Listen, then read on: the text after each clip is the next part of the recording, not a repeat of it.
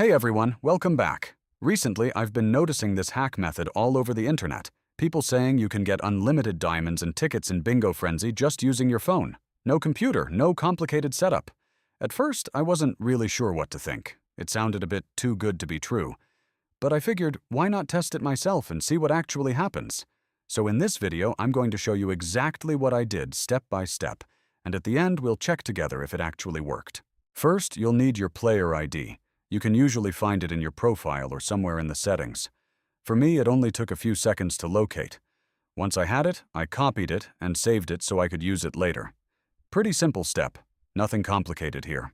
Next, I opened up a browser on my phone. I'm using Chrome, but honestly, any browser should work. I searched for the site everyone was talking about. When it loaded, I didn't get any weird pop-ups or redirects. The page actually looked clean and normal, which I didn't really expect. Once I got onto the site, I used the search bar to look up the Bingo Frenzy Diamonds and Tickets hack option. After that, it asked me to choose my device. I'm on Android, but there was an option for iOS as well. Then I entered my player ID, quickly checked it to make sure everything was correct, and tapped Continue. Next, it asked me how many diamonds and tickets I wanted.